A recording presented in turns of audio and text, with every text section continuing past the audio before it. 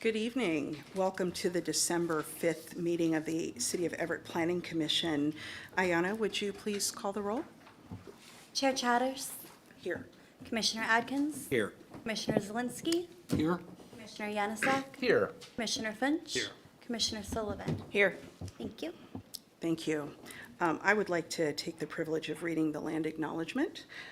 We acknowledge the original inhabitants of this place, the Shtahobj people and their successors, the Tulalip tribes. Since time immemorial, they have hunted, fished, gathered on, and taken care of these lands and waters. We respect their sovereignty, their right to self-determination, and honor their sacred spiritual connection with the land and water. We will strive to be honest about our past mistakes and bring about a future that includes their people, stories, and voices to form a more just and equitable society. Thank you for allowing me to do that. Have we had an opportunity to review the minutes, and do I hear a motion to approve the minutes from November 7th? I would move approval of those minutes. I'll second. Thank you. Ayana? Commissioner Sullivan, Yes. Commissioner Finch, Yes. Commissioner Yanusak, Yes. Commissioner Zielinski, Yes. Commissioner Adkins, Abstain? and Chair Chatters. Yes. Thank you. Thank you. We now have an opportunity for reports or comments from commissioners. Commissioners, do you have any reports or comments this evening? No? Well, we do have one report. Commissioner Adkins is quiet, but he is our newest school board member for the Everett School District, so I think we want to acknowledge that. Congratulations, Commissioner Adkins. You will serve our children well. Thank you. I also wanted to offer actually a slight apology to Commissioner Lark, who's not here. He mentioned a study on housing constraints and misallocation, and I thought he was talking about a study by Raj Chetty. And so if I misdirected anyone towards the wrong study, I want to apologize. Commissioner Lark was correct. The author was Moretti. The other study is regarding the geography of intergenerational mobility and its economic implications. That's the Raj Chetty study. So apologies to Commissioner Lark. I also had an opportunity to follow up with some of the folks, some of the community members who are serving on the Everett Housing Authority Board. We did have some of our carpenters come last meeting and express some questions and some concerns about the general contractor that was selected for a phase of the Park District project and then some of their use of subcontractors. So I spoke with the person who is now the former chair and then the person who is the current vice chair of our Everett Housing Authority Board, and they are aware of this issue. They share the concerns. They have assured me that the executive director, the new executive director, is meeting with those unions, and the board has had discussions about hiring locally, having oversight and accountability measures around the subcontractors, ensuring that while they are required to bid prevailing wage, that they do indeed bring on subcontractors who pay prevailing wage, and just generally being concerned about ensuring that dollars circulate as frequently as possible in our own community. So that board is aware of that issue, and they are continuing to work on that. So I know that we don't typically see those issues raised here, but it was, so I wanted to let you all know that there is continued attention being paid to it. And with that, I will turn it over for staff comments. Thank you, Chair Chatters. Good evening, Planning Commission. I'm Yorick Stevens-Wajda, Planning Director for the City of Everett. A couple of updates on items that have been before you or will soon be. The Riverfront Development Agreement, Plan Development Overlay amendment that came through this body about a month ago has been through a briefing and the second reading at the council. The public hearing and council consideration was delayed to December 20th. Not for anything involving pickleball or the Anchor Food and Recreation use there. There were schedule balancing considerations and some other things, but for anybody who wanted to participate in that public hearing, make their voice heard on that overall topic, December 20th, the evening of Wednesday at the council meeting will be that day. Other council news, tomorrow I will be bringing an emergency ordinance to the council to allow temporary uses to be renewed. In chapter 1905, section 068, there is a mechanism by which uses that are not otherwise allowed in the development regulations may be temporarily allowed, subject to certain conditions and criteria. That is currently limited to 60-day period once per year and no more frequently. We don't use this provision very often. Normally something is prohibited in a zone for a reason, but sometimes things come up. During the pandemic, something came up like this with a testing center, I think it was. If you remember the drive up, walk up, nose swab COVID testing things, those I think didn't fit in all of the zones where it was appropriate to put one of those. So I remember vaguely that we were trying to use the temporary use provisions, but we ran into that issue of what if it goes beyond 60 days, and I think we wound up having to actually cite it somewhere else that may not have been as good. Since then, this came up in October. Claire's Place Supportive Housing Facility on Evergreen Way. There was contamination that was discovered, and there was a need to provide alternate accommodations for the folks living there in an urgent manner. So over the course of a weekend and a couple of days, the city was able to stand up a temporary outdoor emergency shelter, 20 of them on adjacent city-owned property that is a reservoir right next door to Claire's Place. It's a special needs population, and it was best to keep them close to the building, but the building itself, we couldn't confirm that it was safe for habitation. So we stood up over the course of a couple days, 20 pallet shelters. We're able to make those available to the residents. We use the temporary use provisions. The 60 days has proven to be not quite enough for remediation of the building, although it is close. That 60-day temporary use permit runs out on December 15th, and I think what last that I've heard is that we need another couple of weeks into just the beginning of the next new year. It's in an R1 zone, and temporary outdoor shelters, you may remember this ordinance that we brought through this body last year, are prohibited in that R1 zone unless affiliated with a religious organization. In this case, maybe you could make the case because Catholic Housing Services runs the Claire's Place shelter, but either way, the temporary use provisions worked well for that.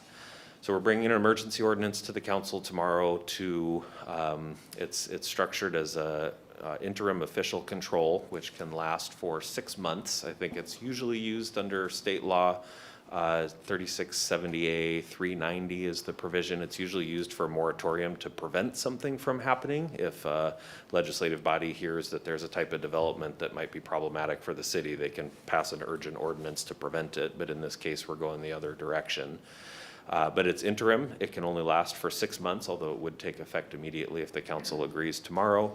And the reason, other than being a planning-related issue, is that this would be then referred to the Planning Commission for consideration of permanent regulations. So the council will take whatever action it does tomorrow. If it approves the ordinance as written, it will take effect immediately, and then will be sent to the Planning Commission. And so we can talk about what the appropriate parameters around temporary uses might be permanently, if it does make sense to allow for renewals or anything else. So just wanted to alert you and everybody who's watching that this kind of out of the ordinary ordinance is coming through. There will be a public hearing for that ordinance before the City Council on December 20th. Tomorrow is the 6th, where they will take action. The public hearing happens after the action because this is designed to work faster than the notice provisions can. You require 15 days advance notice of a public hearing. 15 days from today, which is when the notice got to the Herald and went out to our mailing lists, is December 20th. So there will be a public hearing that people get the opportunity to speak on it, although it won't be until after the action is taken. And then we'll have a more measured opportunity to look at this through the Planning Commission with public hearings there and at the City Council when it goes back to them within the next 6 months. Any questions on that? So just so I'm clear, the temporary use is allowable for 60 days. Correct. But the proposal is to possibly extend that 60-day use for 6 months. No, currently temporary uses may be allowed for 60-day period and that cannot be renewed. For 6 months, we will remove the prohibition on renewal. So during that 6-month period, a temporary use would be authorized to be renewed each time only for 60 days. I see. And so in this case, we would, and if it passes the council, I would anticipate issuing a permit the next day for an additional couple of weeks for the pallet shelters at Claire's Place. Other than that, I have no anticipated use of it. And if we can get through our work sooner than 6 months, then we can Sure. adopt something permanently. And has the, has the surrounding neighborhood been noticed about the discussion tomorrow? They went to the neighborhood leaders mailing list, but we did not send postcards or anything. We'll have a news flash to the neighborhood, and we'll use kind of our other standard methods of notification for that, but not postcards, no.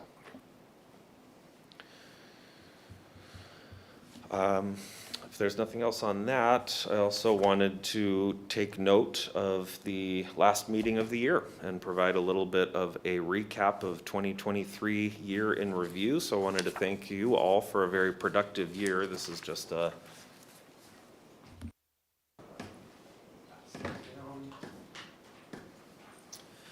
That's just a quick recap of the agenda titles that we've gone through in the 14 meetings that we have held in 2023. So more than even one per month. It's been a very busy year.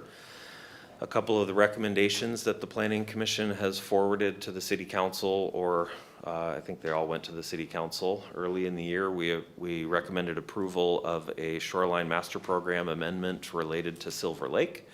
We recommended an annual update to the Transportation Improvement Program, recommended endorsement or approval somewhere along those lines of the Housing Development Incentive Program, which turned into an ordinance on multifamily tax exemption.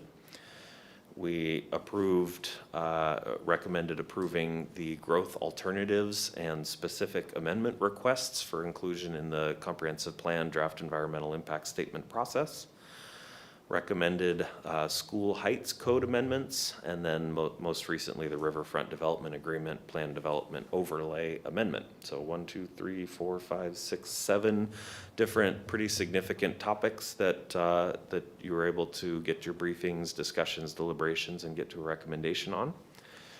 We had a series of briefings on comprehensive plan topics, including the growth alternatives again, the growth alternatives again, the growth alternatives again. Maybe there was 4 about in there. We talked middle housing at length, and then we talked housing in general. Those first 2 were about housing as well, but we focused on the housing element and some of the other affordability provisions. We went over climate change and sustainability, and then we went through parts of the land use element, including the industrial provisions and historic and urban design today. Did I miss any on the comp plan? I think those are. No, I think you got it. Okay. You updated your bylaws, and then you updated your bylaws again. And then a couple of by the numbers this year. The City of Everett added 900 residents in the past year. That's not far from the 1,000 residents that we added the year prior. A lot of this must have been related to household size and shacking up, because we didn't add that many housing units permitted. There were only 158 housing units permitted this year, which is double last year's 74 units, neither of which are anywhere near where our growth targets are. I think a lot of that is explained by a surge in development that happened in 2021 related to the pandemic, and I think beating an update to the building code or something. And then we have a pretty substantial pipeline right now of projects that are ready for the building permit stage, so I anticipate that number to increase quite substantially. If it's not next year, then soon thereafter, although interest rates continue to weigh on construction. While we didn't permit a lot of housing units, there was a lot of construction, tenant improvements, remodels, additions, things like that. So using a very rough, we use the State Building Code Council, I think, or the International Code Council has standard construction costs based on the type of construction and the square footage, and we use that to calculate our permit fees, and so that's why we have a record of it. But using that very rough calculation, we processed $46 million in residential construction value, which is about double what we did the prior year. And we processed $171 million in commercial and industrial construction value this year, which is up from the $143 million that was in the prior year. Those are the numbers I was able to pull together. So busy year all around, definitely hoping for more on the housing side in coming years. But just the run-of-the-mill additions and commercial development has definitely been keeping our permit team busy. I think I'll start a tradition of giving these numbers, so we'll see how this goes over time. But with that, just wanted to thank you for a fantastic, productive, difficult year. I think we advanced a lot of important work here and made progress on even more work that will hopefully come to a conclusion here pretty soon. Looking at you, comprehensive plan. Any questions there? And just for kicks, I'll pass this around. I got stuck on a tangent earlier today looking at Planning Commission. I don't know what I was looking for, but I stumbled on the agenda packet for December 7th, 1993, 30 years ago today, basically. And item 1 was comprehensive plan scheduling and public input, a session to elicit ideas from the Planning Commission and the public on how to continue public participation efforts into the comprehensive plan decision process. There's a strong desire to involve the public in a meaningful ways between now and July 1994. And a couple of ideas were displays at libraries, advertising on utility bills, graphic presentations, and my favorite, number 15, electronic computer. So I'll pass this around just for kicks. Some things evolve and change, some things are rinse and repeat. That's all for staff comments. Happy to take any questions. Thank you. I have a question, not really related to that, kind of different, switching gears a little bit. The actual business, yeah. I drive by, I'm kind of curious, and maybe related to something to come up later, the project on Broadway that Compass Health is doing. Yes. Do you know how tall that building's going to be when it's complete, or is planning to be? How many stories? I'll look when I have a break here. In my mind, it's 4 to 6 floors. I've seen the renderings. It's been a little while. And is that area there within the Metro Everett? Or is that just I south? believe so. I will check that too. Okay.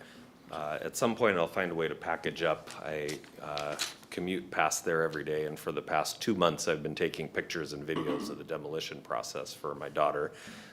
She gets a kick out of it, but I do too. It's been fascinating to watch them deconstruct that building, and I'll get some information for you on what's coming next there. There's a project on the southwest corner of Pacific and Rucker, and it seems to have stopped following demo. Is that still moving forward? Yes, the Pacific Rucker project is a full block project bisected by an alley, partially in the historic district. It's in 2 different zones, and yes, it's in building permit review right now, so it's still active. And public works permit review, both. Additional questions, commissioners? One thing I did forget to mention during commissioner comments was that I happened to have an opportunity to chat with a couple small local developers who are really pleased with the work that we did on ADUs, as that's very relevant to their business. And they had questions about the pre-approved ADU plans that we've talked about establishing. They had 2 specific questions. One, can the public submit plans for consideration to be part of the pre-approved process, or the pre-approved bundle that we end up with, and how can we establish a process for that? And 2, can we consider pre-approved plans already established by other municipalities, specifically I think Renton was the city that was mentioned that has that already has a built-out system of pre-approved plans for ADUs. So if you have any input or updates on where we are with the pre-approved plans for ADUs issue, that would be great. Yeah.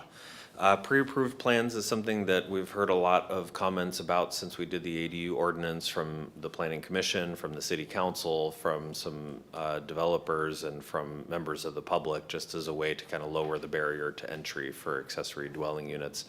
It's been one that we've struggled to get on our work program with all the other things that we've had going. We have been inspired lately by, I think, some similar conversations there to look and see if there might be an easy button around borrowing another city's program whole cloth, whether that would take some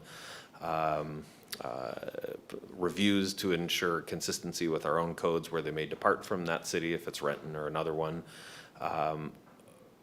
Cost for licensing and copyrights or administrative costs or something like that. We hear loud and clear that it's a priority from all around, and we agree with that priority. And we're going to take a look. We've got a contact at the City of Renton, a couple of them actually, that we're going to reach out to and see if they would be willing to entertain something like that. And who knows, maybe it might even grow into a larger partnership. It seems like if an accessory dwelling unit design works well in Renton or works well in Seattle or works well in Tacoma, that maybe all of the jurisdictions could kind of come together into a joint program that's going beyond what the most immediate initiative would be around. There was one other piece around that. Oh, and then new entrance into it. We would want to build a program by which any architect or other that had a design would be able to apply or just self-select in, and you have the right disclaimers and things like that. So we're trying to find the bandwidth to do it, but we were inspired by this idea of maybe there's an easy button out there, and we're going to have those conversations here pretty soon. Thank you. Any questions on that, commissioners? Okay, we now have an opportunity for public comment. To those of you who are joining us remotely, please mute your microphone, or if you are calling in, mute your phone by pressing *6. At each opportunity for public comment, I will ask if anyone wants to speak. If you are participating remotely and would like to provide comment, unmute your microphone or press *6 on your phone. Please provide your name for the record, and when you're done, please mute again. If you're in attendance and you would like to comment, please fill out a speaker sign-in form that's located on the table by the door. Do we have anyone we didn't receive any speaker sign-in sheets, so I assume we have no one in attendance who wants to offer public comment. Ayanna, do we have anyone remotely who would like to offer comment? Would caller with number ending in 0007 like to make a comment? No comment. Thank you. Okay, we're going to move on to the 2044 Comprehensive Plan Periodic Update. And we'll turn it back over to you, Becky. Thank you. Becky McCrary, Long Range Planning Manager, and this is another installment of introducing you to the comprehensive plan. This is a fun one because there's another city commission that is actually participating in the update of this element. So tonight I'll talk a little bit about the background, the historic preservation element, less about the urban design because we're proposing to separate these two. And so we are working on whether to, we will probably shift the stuff for urban design into other elements as appropriate. I just wanted to remind us again about our targets that we're trying to meet. We need about 20,000, room for 20,000 more housing units than we have currently. And so we're on that trajectory of trying to make it work wherever we can. And then remind you of the geographies, and this will be important when I show the historic overlays.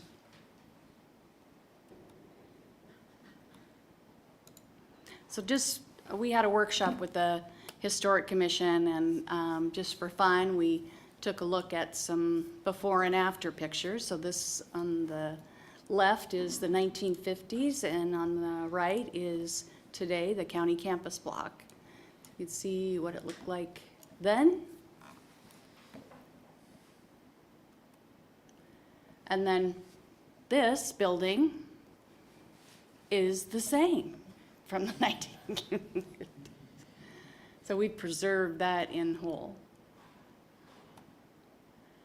And this building also apparently, it's always been a church there on Pacific and, is it Wetmore? Yeah. Anyway, that building has remained in its form that it was built. Then just some things about downtown Everett of what happened. You could see the Barnum Bailey circus elephants coming through, parading through downtown, and then I found quite a few photos of the big snowstorm of 1916. And you can see the downtown there. And then that photo up in the upper right is Colby Avenue at Hewitt.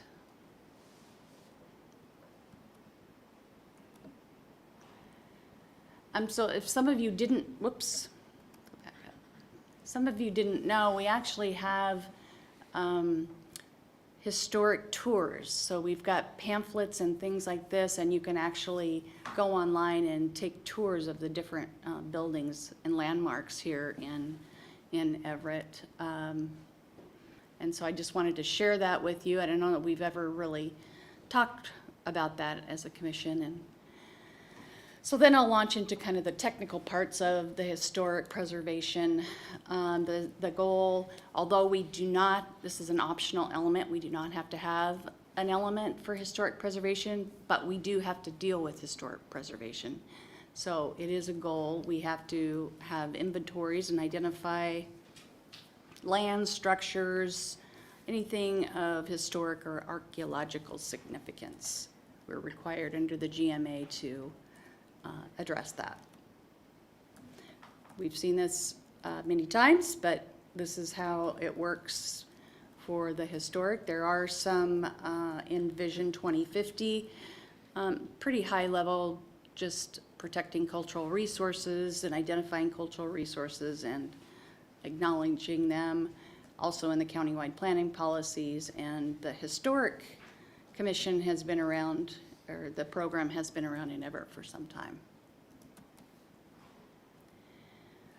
So the state has a guidance specifically on historic preservation. The state really does provide us with a lot of help, but what we do need to do is, as I mentioned, the inventories and then incentives for preservation, and we do have that. So special valuation, if you improve a historic structure and you maintain the historical integrity of it, you can get some tax breaks, your property tax breaks.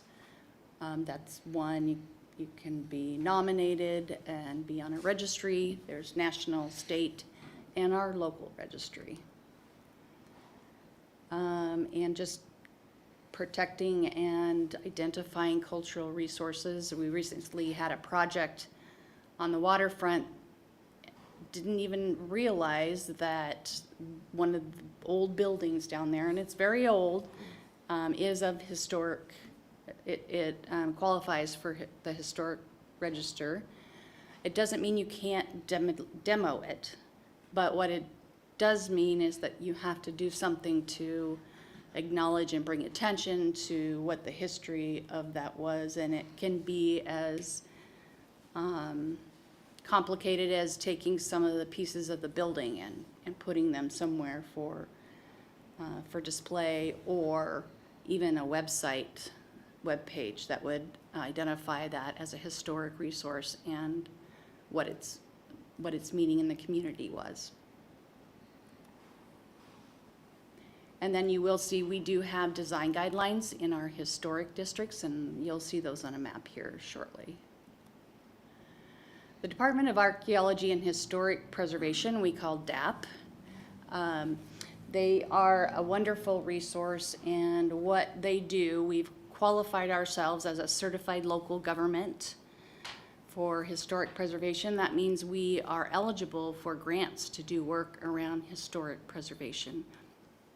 The city has received a number of grants in the past, like to do those brochures and to do inventories. There's a downtown inventory that's been done, probably needs updated somewhat. But anyway, the state does provide us with a lot of technical assistance and resources to help us with historic preservation.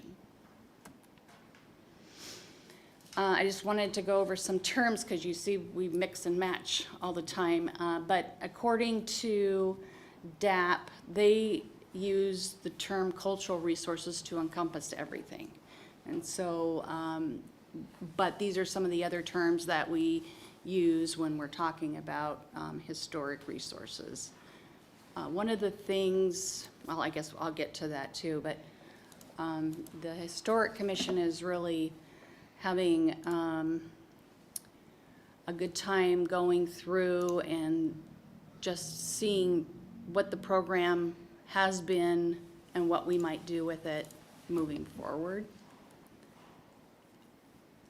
You've probably seen this. I think I've shown this to you before. This is the University of Washington had done research on restrictive covenants that didn't allow homeowners or property owners to sell to anyone that wasn't white. And so this is part of the equity analysis that we'll be doing on every level. And the reason this is important in historic context is that when you see the map, you'll see that probably just past south of 41st, we've got all kinds of things on the map about historic preservation districts, so forth, but not south of there. And so we have contacted the county to see, because those areas were brought in under annexations later, and what cultural resources might be there. Do we need to find some? So the current structure, again, it's combined with the urban design, and it's talking about the reason that it was done that way is it's talking about the city's image, and that in the downtown mostly, the historic parts are kind of the uniqueness of Everett. There's a lots of maps, some photos. It discusses historic development patterns and whether those is something we'll take a look at and whether that is still appropriate given our heavy burden of trying to find capacity for more housing units. And then it just talks about the implementation of the districts and how we commemorate historic buildings and sites. There isn't anything designated. An event can be a historic resource. And the only event that I really saw that was given a lot of attention is the Waterfront Massacre. Is that what they call it? The Everett Massacre. The Everett Massacre, there we go. And so the commission is looking at whether or not there's more outstanding events or landmarks that might mark Everett in a more comprehensive way. Oops, I'm sorry, I did. The Great Circus I of know. 1920, maybe.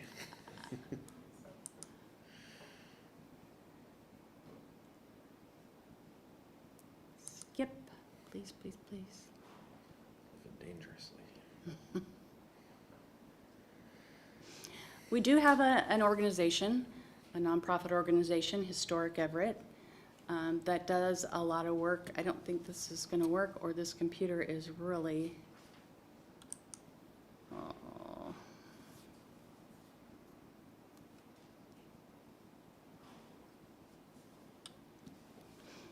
I think we're going to need Jeff to bring us back. Okay, we'll skip the tour. It's a historic laptop. Yeah, when I clicked, I don't need to go to the internet if, I just want to be able to get back to the. I don't know why it does this, but it does.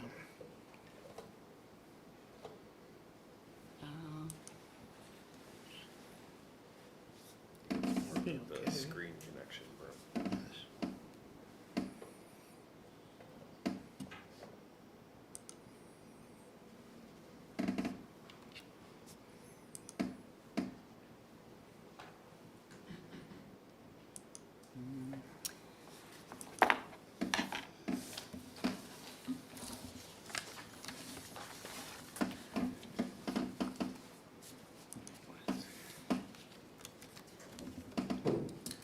So just, maybe I'll talk about how the, when we can bring the maps back up, the historic overlays. In alternative two, we haven't done anything different to them.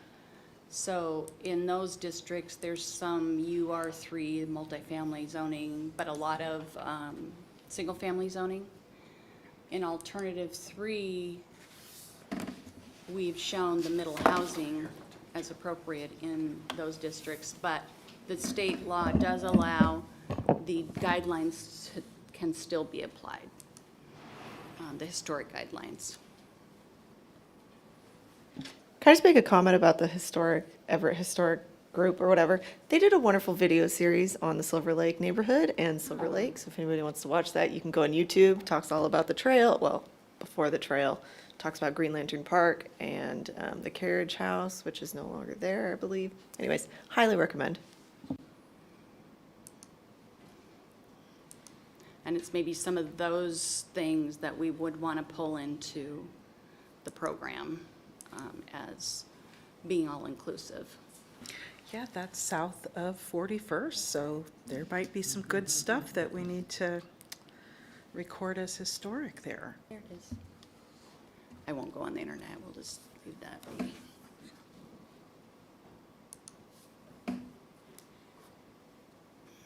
It's slow.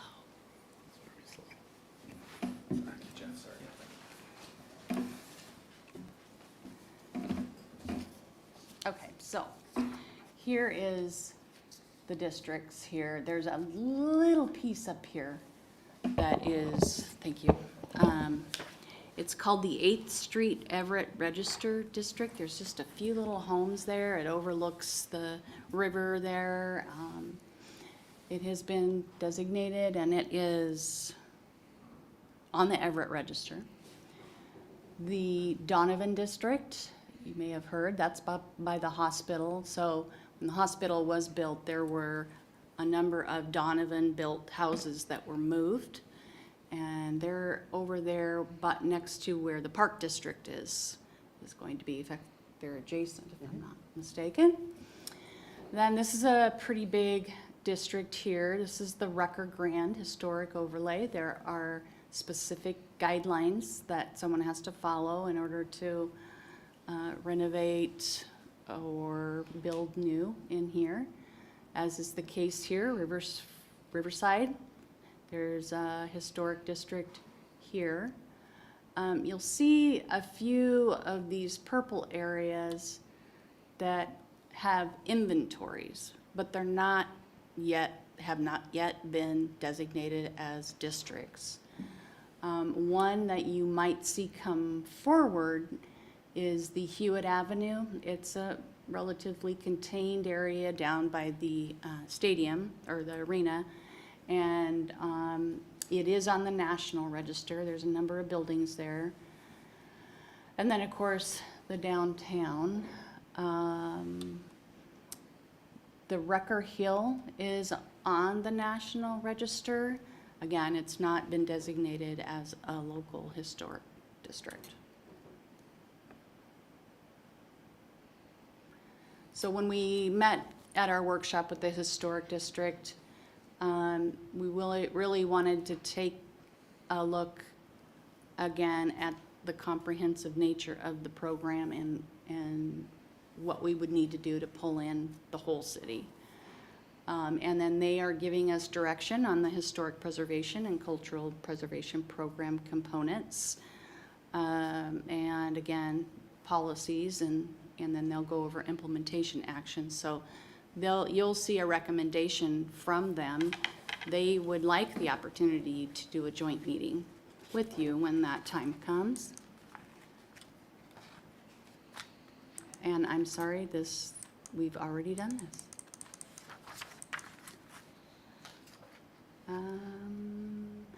One of the things that we talked about was the historic districts. And they come up against the Metro Everett, which does have a lot of density, and we're talking about height increases potentially. And so we've talked about, protecting the overlays, but we want to be sure that we're careful about avoiding exclusion, so not making it exclusionary in a way that says, stay away from us, because while preserving that character. We want to take a look at, are there any other incentives for preservation? Because again, there's nothing that says someone can't tear things down, but if you can incentivize it enough, it's helpful. And so the middle housing too is something that they will be talking about, how that fits in. Yep, Going back, if we could. I did. Oh, I'm sorry. Wait. The one what you just talked about there about preserving the historic nature, but not being exclusionary. Right.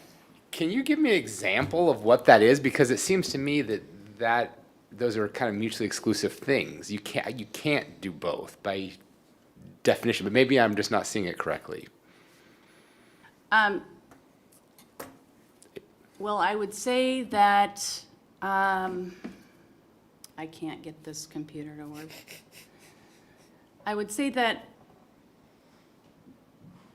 being careful not to say, we're gonna treat this area special, we're gonna put a buffer around the historic district so it doesn't get tall buildings that might shadow, make that shadow that would impact the neighboring properties or the district. But you can see in many cities where they've done that, New York and I were looking, where it can still fit within that context. But if you make it so exclusive, are you keeping people out, keeping people from doing what they need to do? Yeah, I guess I'm just conceptualizing that seems like it's a very difficult balancing act. It And is. it's bordering on almost impossible, I guess, in my mind. So I just guess that I wanted to Yeah. comment that I can see why, I understand conceptually what that is, but in practice, it almost seems as soon as you put a historic overlay, it's an exclusive, that is an exclusive measure, and you can't then somehow call it not exclusive. It just is. So anyway, I can think of two ways. One that is not gonna get you very far towards inclusivity, but it is allowing a structure, let's say it's a very large historic house, to be adaptively reused into a multiple unit dwelling. That's not gonna get you very much inclusivity. Maybe you go from a very, very expensive house to 4, if it's adapted into a quadplex or something. That's one way. The other is new construction that is consistent with the character in the past. So on the map that has our alternatives, you can see the Rucker Grand Historic District is split, where the northern half is R1 zoning, I think. The southern half is UR3 zoning. So this is our future alternatives, but that's exactly how it is now. So the southern half of that permits redevelopment into multifamily buildings, but requires that new construction be consistent with the architectural character and guidelines that are established in the Rucker Grand, Norton Grand neighborhood guidelines.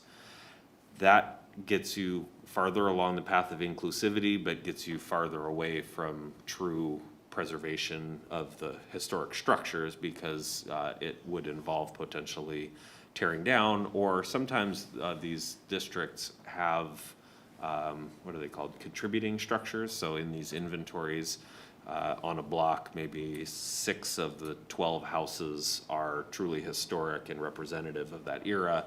The other 6 maybe have been redeveloped sometime in the intervening years and don't have that. And so you could safely build whatever you want, as long as it contributes to kind of the neighborhood feel, which is defined in those guidelines. So those are 2 ways to partially close that gap, but you're right that it is a difficult tension. The second one especially, because new construction with a veneer of historic character might, it's something that the Historic Commission and we are struggling with a little bit right now, because we were reading in the national, or the Secretary of the Interior's national guidelines for rehabilitation of historic structures. They recommend against doing that. It's like either be actually historic or just go full glass and steel. But don't try to replicate lap siding and porches and things like that. So we're not exactly sure that's exactly what our guidelines require. There are some new construction that you can tour, and actually the development that Commissioner Finch mentioned is half in a historic district, and so it is going to have in half of the building on one side of the alley, you're going to see some nods to that historic character with sloped roof. I can't remember, some siding and some window framing and some other things that nod to or are consistent with entries and things. But it's going to be a little bit of a mix, of course, and I'm not sure that we've nailed it with the guidelines. Something that we've been talking about with the Historical Commission is when might we revisit those guidelines and revisit that compromise between inclusivity, growth, development, investment, and all of those things with the historic character. And I guess on the far end of fully inclusive is you take a record of what you're removing and replacing and put an interpretive sign there. So somewhere along that spectrum, we can hit a happy medium that's close enough. And that was on the next slide there, the opportunity for more modern developments to fit into the historic overlays.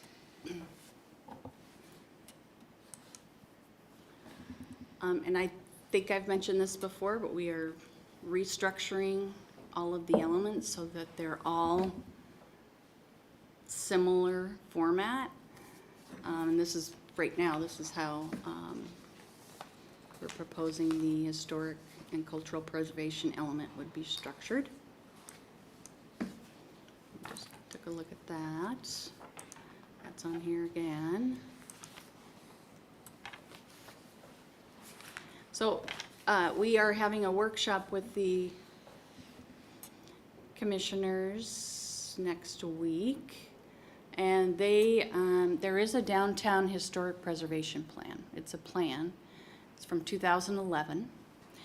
It is on the website, but there are a number of implementation actions that really haven't gone anywhere, and working with the Downtown Everett Association, thinking about what it is that we would want to put on our implementation program for this next planning period. So we're going to be taking a look at that. In addition, there are several implementation actions already in the comp plan, and so really coming up with the right mix of what actions we would take for the historic program in the next planning period. In 5 years, we have to report to the Department of Commerce on progress towards our implementation of the comprehensive plan.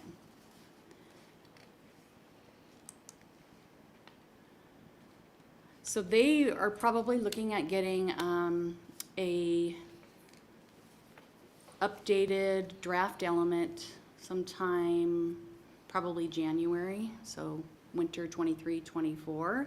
So that, along with housing, will probably be some of the first elements that you'll start to see drafts of. Along with, I don't know that we'll get, how far we'll get with updating any guidelines at this point. It'll probably be an implementation of this element. So I think that, so I would just ask, is there any other topics related to historic preservation that you think we need to include? Is there any additional information that would be of interest to the commission?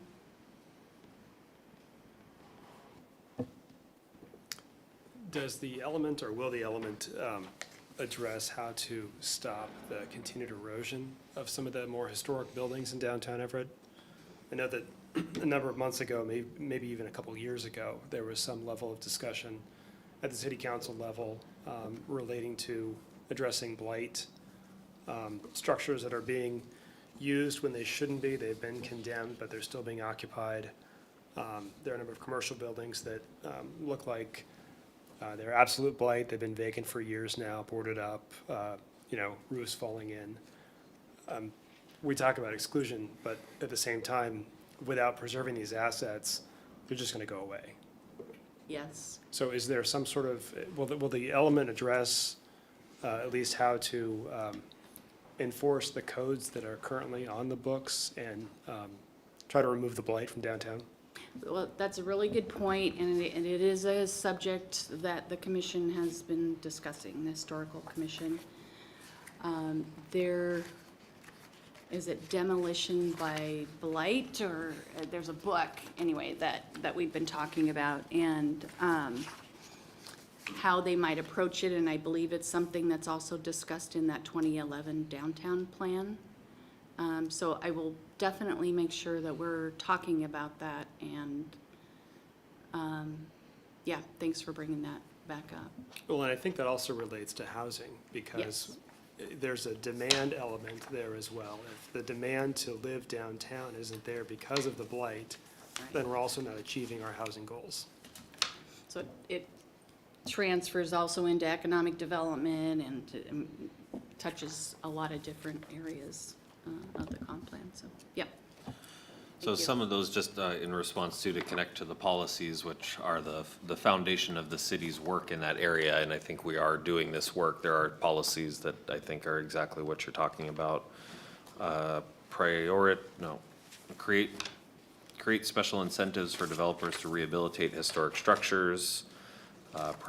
8.2.8, prioritize preservation of historic buildings in enforcement of building safety and maintenance codes. I think that's exactly what you're talking about. So use code enforcement specifically and prioritize towards our historic structures. Explore city options to motivate property owners to maintain properties. I think those were the three that seemed right on point with that. So are there changes to those policies that could more clearly focus on what needs to be done? Are there different ways to say it? Are there different topics that could be added? But the policy, of course, is just the start. You have to actually do it. That's the complicated part. And I believe we saw the report that the DEA got from the Main Street program that talked about that exactly. So we'll pull that in. It's Demo by Neglect by Richard Porter. Name sounds Right. Okay.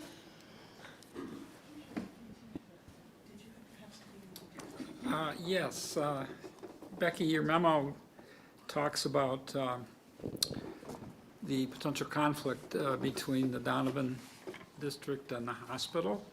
And I'm wondering if the historical commission or the staff has been able to find any kind of successful resolutions of these kinds of conflicts between large institutions, say a university and the historic neighborhood in which they oftentimes find themselves.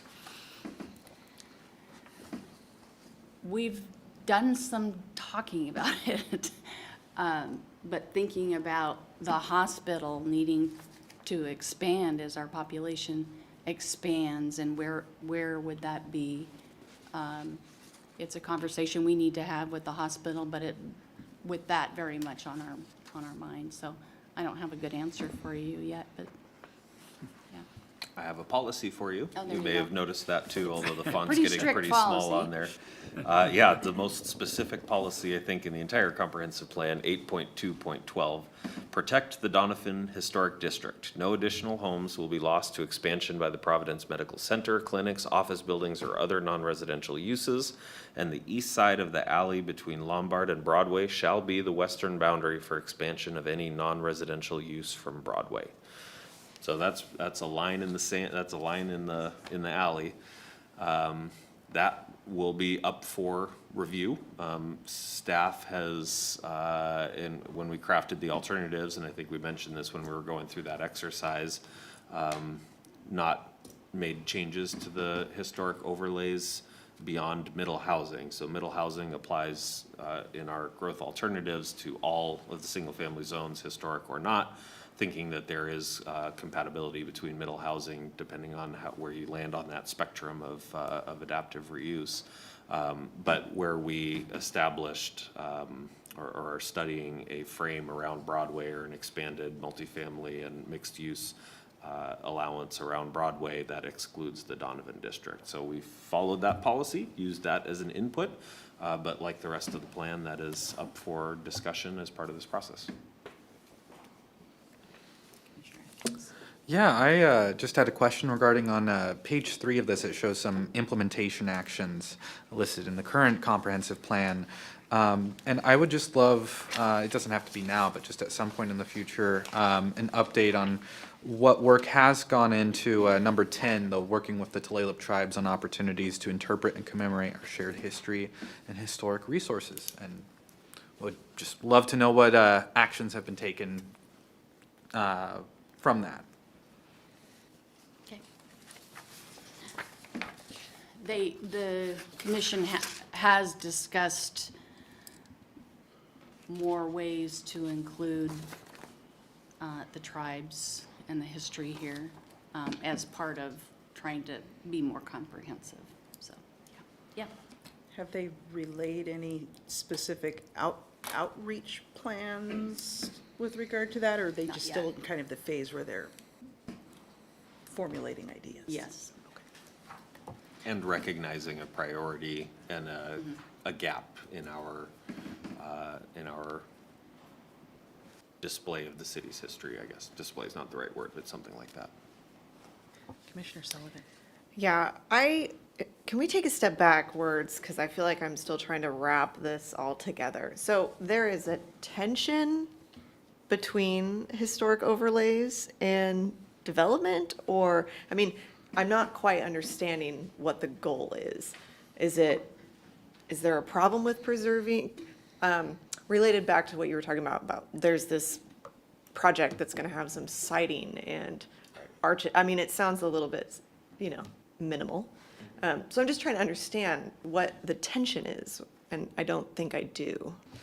Yeah, I think the tension is the graph that started, the chart that started this presentation, and the housing targets and the need for growth, development, incentive, and all of that, and the fact that growth, change, development, and all of that often comes at the expense of preservation of the historic resources, whether they be actual physical structures or the collection of structures that makes for a neighborhood landscape or something. So the more development and redevelopment you have, the more change you have, the less connection to the past, potentially. Unless you follow the neighborhood guidelines was the way to kind of square that from the late 90s, I think, is when that was instituted. So yeah, the tension is growth and change and accommodating housing and all of the things that we need to do around that with preserving our history, which is really important to this city. And it's hard to do both at the same time, maybe impossible, maybe just difficult, but I think that's the tension. And then you add kind of the exclusion. We can find room for all of the housing without making any changes to the historic overlays, but then you're sort of excluding future residents, people who live here now, economically or just geometrically with not enough housing for them.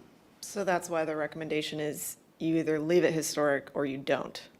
Maybe that's an No, those would be interpretation the of, two extremes. bookends, yeah. And right now, we're in a middle ground, whereas, part of the Norton Grand,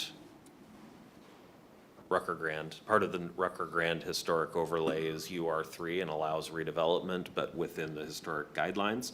The other part of it essentially does not allow. You can add an accessory dwelling unit, but you cannot build a duplex or anything. You could tear down a house and put in a new house. So some places, yes, redevelopment, some places, no redevelopment. All of them are subject to the historic guidelines. We can certainly keep exactly that process going forward. Maybe we can update the guidelines. Middle housing will be a major change.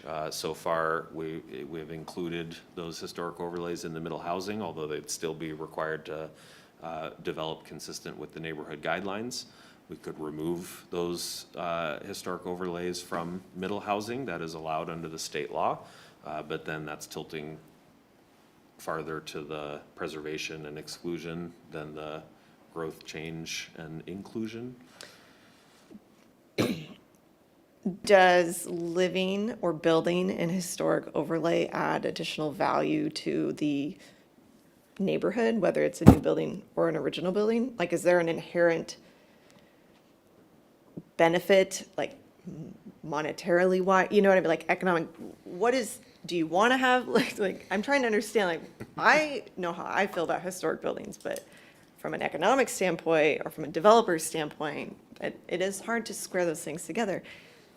Possibly close to impossible, maybe not, but you don't have to answer that. It's just, it is difficult to bring this together.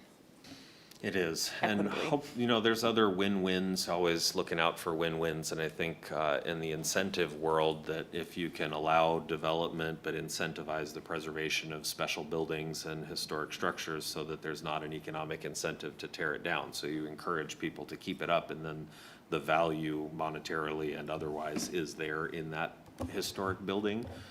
Versus sometimes we have to let buildings go because the property owner let them degrade to the point where it's not viable to rehabilitate them. I don't know what the perfect solution is, but I think you've described all of the options, or many of the options and tensions there.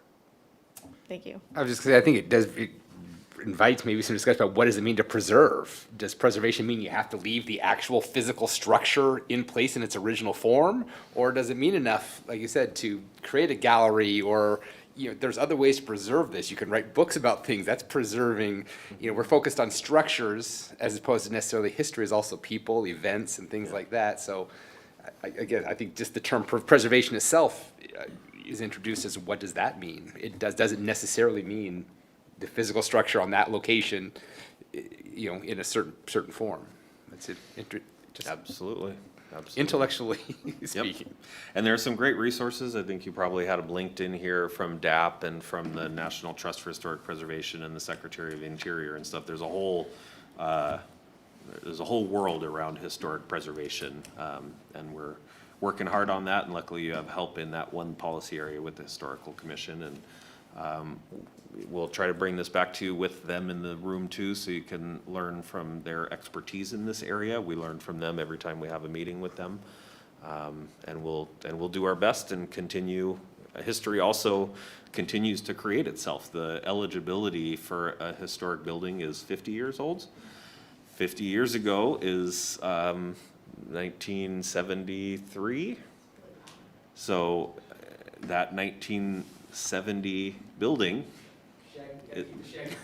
That's right. That's right.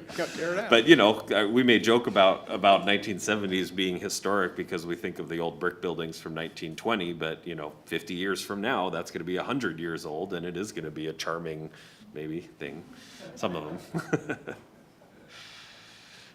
The Denny's on 15th Northwest in Ballard, that was the great debate around the monorail. Gone now. That was a good example of that. Well, thank you. Thank you. Any additional questions or comments on this subject? No? Okay. Then we're going to move on to Agenda Item 5A, the Everett Housing Authority Park District Project status discussion. Okay. So what I tried to do after the last meeting, and I really appreciate the discussion there, was get organized in this memo. There was a little bit chaotic with the attachments and materials and knowing exactly what was what. So that was my main goal here.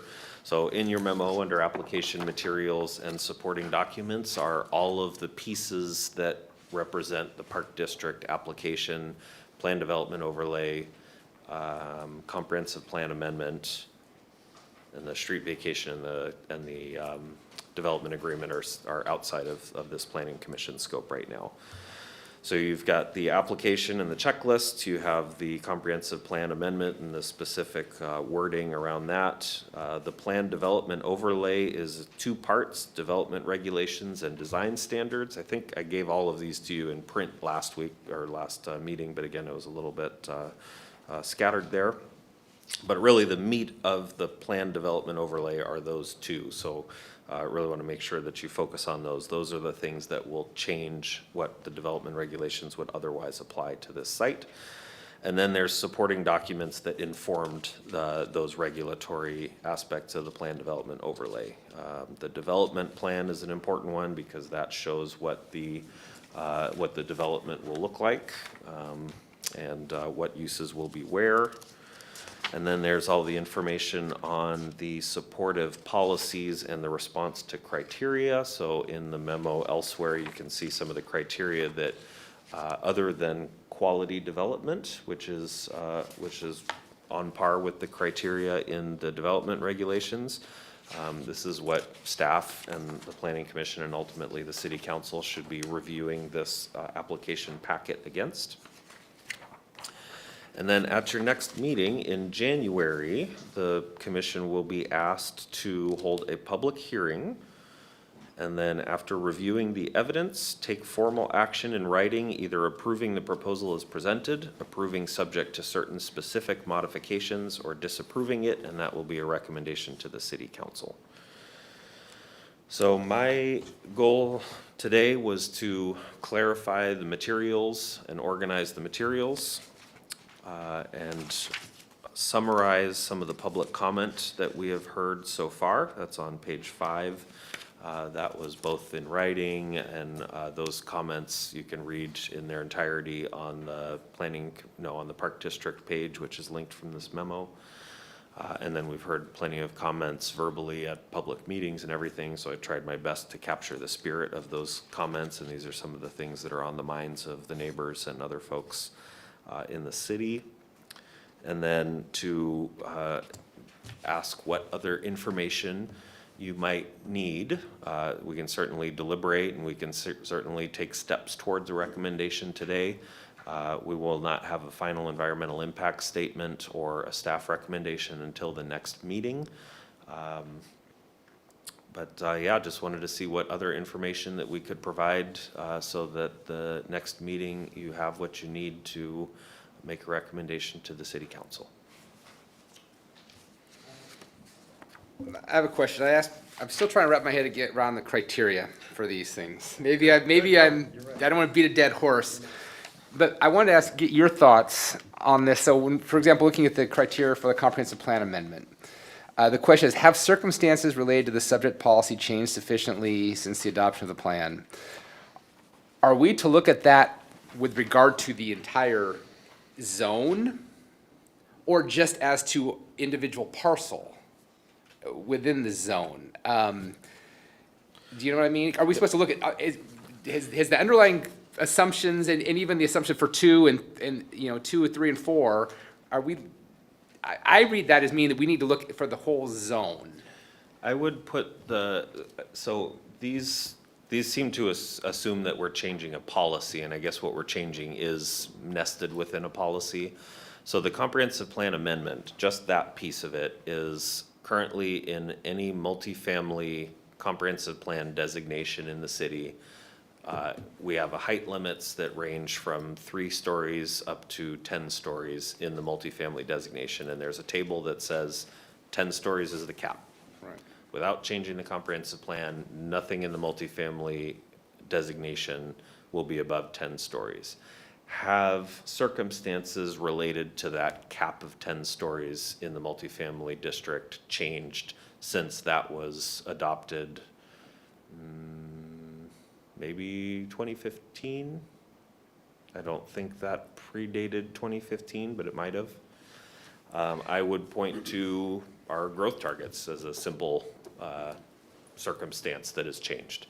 We now have to accommodate 20,000 housing units in the same land area. So it would stand to reason that we might need to go up more than we did 10 years ago. And I guess what I'm wondering, and trying to apply the criteria and looking at this, is that we're not being asked, or maybe we are being asked, to consider these changes for the whole zone. It sounds like we're being asked just to consider it for a parcel within the zone. And I guess that, to me, seems like almost that these criteria are hard to apply because they're not designed to make changes, like you said. We're not even making changes. We're being asked to make a very basic, specific change to a parcel Yeah. within that, but yet we're to apply a general criteria that applies zone-wide. So it almost seems, to me, it's a very difficult thing to assess. And I guess if I look at it on a zone basis, and perhaps I don't understand why it was set at 10 in 2015, so perhaps that's something that I would make an ask. We could maybe explore historically how we got to this 10.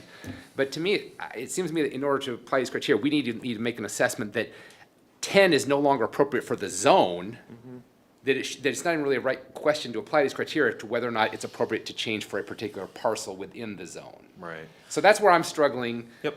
And so I think- and even even going down the line for all these things when we're trying to reassess, changes, I'm having a hard time applying it to like I said, to a parcel when all these criteria apply to things that apply Right. zonally. Right.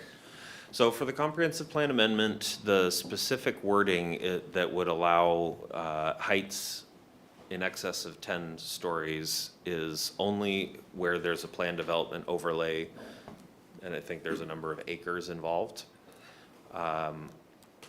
We are going to be rewriting the comprehensive plan this year. So it is effectively limited to the Park District because there is no other plan development overlay that could come up in this time. So normally I would say definitely, if we were changing 10 to 15, we should think of what that means citywide.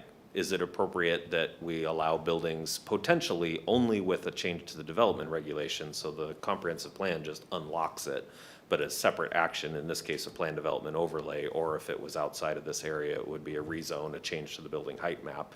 So normally I would say definitely think of this citywide because it's applicable citywide. In this case, it was drawn narrowly, recognizing that at this time, we didn't want to get into the conversation about the entire city, and we're updating the whole plan anyways, and I think staff's intent is to ditch that 10 citywide as part of the periodic update also.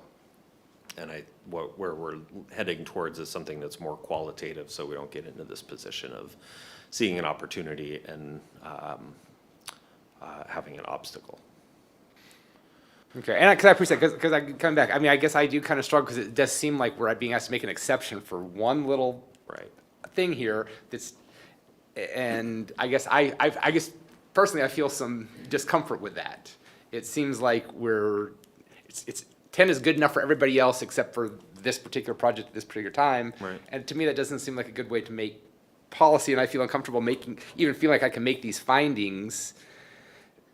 So, I mean, I guess just to telegraph, I said, I'm not necessarily, I don't want to be opposed to the project, but I don't see how, I'm having a hard time just being intellectually honest as a matter of policy and planning policy, making these findings that would support this under these circumstances. Yeah. With respect to the comprehensive plan amendment itself, I think it is, how can I say this without saying, so I will say, I think it was wrong to establish a 10-story cap in the multifamily zone in 2015. Or it made sense in the context of that comprehensive planning period without anticipating the additional growth that would be necessary. I don't know all that went into that. Growth Management Act requires that the land use element establish building intensities. I think that's the exact wording. That could be done in a variety of different ways. I think maybe it had been common practice to establish a height limit, and there has been, I think, an unhealthy focus on heights over the history of comprehensive planning in this city and state. So I think when an opportunity came about with the needed redevelopment of the Park District of Baker Heights, we were limited beyond where we should have been by the comprehensive plan, in my opinion. And so that it makes sense in this time to still draw a line around that because of the capacity to do all the analysis that it would take to feel comfortable citywide. And either way, we're changing the entire plan within the next year and a half. So it would have been kind of wasted work to look at what would it mean to allow heights taller than 10 floors in South Everett. Well, it doesn't matter because by the time that was possible, we will have changed the comprehensive plan anyways, and we're studying all of that within that comprehensive plan framework. So hopefully that explains a little bit on why it's tailored to this site, and a lot of the plan development overlay, that's specific to the comprehensive plan amendment. The plan development overlay is designed to be site-specific, to recognize that a comprehensive and a master plan development can have different rules because you know where it is and what it is. The rest of the development regulations, you don't know if a building that's going to take advantage of that is between two other buildings, next to a forest, next to a river, high, low, where. You have to accommodate all different eventualities. But for a plan development overlay, you know the site, you know its context, and I think it is appropriate, and it was anticipated that it be made site-specific. Do you feel that addresses your concern, Commissioner Yanisek? Yes. I'm still having some struggles with it, I'll just say. I really understand exactly where you're coming from. I guess I'm trusting that these issues will be resolved in the long run when we go through the process of updating the comp plan for 2044. Because I understand the discomfort with feeling like you're creating a special rule for some particular body. But I trust that we will resolve it for the entire city as we go through this update process.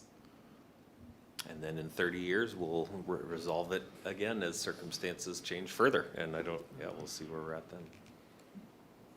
Additional comments or questions? Commissioner Zelinski? Yes, York, the materials that the Housing Authority has submitted are available to us online, correct? Correct, yes, there's a web And I haven't, page. and I will confess that I have not reviewed them, but I'm wondering, you've been in conversations with the authority during this process and you've reviewed the materials. Are you convinced that they've made a compelling case for the need for 1,500 units on this site for the project to be a success? Housing Authority is a little different animal than typical developers where penciling out has to happen, and they have their own form of penciling out, I'm sure. But Baker Heights was, what, 250 units? Sounds about right. So jumping from 250 to 1,500 is a six-fold increase in density, and that's pretty significant. And I would hope that they've made a good case for the need for that many units in this particular location. Yeah. So I'm hoping your FEIS is going to somehow address that. Can I ask a piggyback question? I was wondering why they haven't considered possibly a middle ground. Is there some magic number at 1,500? Even both their two alternatives still contemplate 1,500 units. Yep. Why didn't they propose one at 1,500 and maybe one at 750 or 800? Is there something magical about that 1,500 number? That what popped out to me when I was reading that draft EIS. I think 1,500, and I thought this came up at last meeting, but it may have been at the public meeting at Baker View. 1500 was in place when I got here. I think that came out of an early round of workshops and strategic planning by the authority, and workshops and neighborhood meetings and things like that. It takes a lot of work to design different versions of the project, and so there is a no action alternative in the draft environmental impact statement that is much closer to the existing structure of Baker Heights, the number of units and heights and all of those sorts of things. So that is a required component of an environmental review process, and so they did take that to a certain level of design, but each different iteration is a pretty expensive process to develop a fully viable product that is half the size, unless you're doing something like just remove a building or something, but then that wouldn't be a very honest development. I look to our growth targets. I look to a piece of publicly owned land in public control by an entity whose entire existence is around providing public benefit and housing for the community during a time that we're extremely challenged on housing. And I would have been disappointed if we had not looked at this with some ambition. I was not there for the choice of 1,500 units and the analysis that went into it. I've been there most of the way since then. I would have been pretty disappointed at the lost opportunity and the lost public benefit if we had come in with a bunch of townhouses, because then we would be scraping the couch cushion. We continue to scrape the couch cushions for every piece of development capacity and housing capacity that we have in the city, and a lot of it, the alternatives for those, let's say you cut it in half, where those other 750 units are going to go, probably not going to be the same quality and public benefit that is there. I disagree. I think there is significant development capacity in Metro Everett that we've zoned for heights that are in excess of 15 stories. We can walk a half a block to an assemblage the county's put together.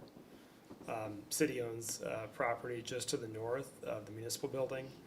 There are a number of sites that either have been assembled or could be assembled, and if built to capacity under the existing zoning, would more than satisfy any delta between what they can build to under the current zoning in the Park District and what they're asking.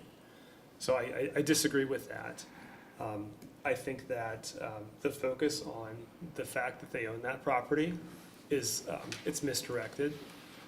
The Housing Authority understands how to sell and purchase property for redevelopment. They've purchased a property on Rucker, across from Taco Time where the Stone Gardens are. They've never developed a project of this scale. I'm very concerned about the cost because these are public dollars that are being spent. It would be by far the tallest residential building in Everett. And there's a reason for that. Yeah, 4 of them. And the reason for that is because it doesn't pencil. It doesn't make any financial sense for a private developer, even a subsidized, to go that tall. And so with every floor they go, the incremental cost per unit is more. If we were talking about supplying more housing, we would be developing 7- and 8-story buildings downtown. There's plenty of property for that. I was just going to say, kind of, one of the reasons I asked about that Compass building, because it occurred to me that what a missed opportunity, that why couldn't someone like EHA or some other things, Compass wants to build the 5 or 6, why couldn't they have partnered with someone else and built 20 and let EHA build and manage 10 stories above on their piece of ground, or some kind of partnership like that? I agree. There just seems like there are more opportunities and plenty of missed things. To me, it seems like a shame that we've got that great parcel right there on Broadway where we want to be encouraging 15 stories and we're stopping at 6. And then it's not going to get redeveloped for another 25, 30 years minimum. But that's kind of a different topic. I think the false narrative is the location. I have no problem with the project itself. I appreciate the bold vision. I am concerned about costs and failure because these are public dollars. I think the calculation is a little bit different when someone's playing with their own money.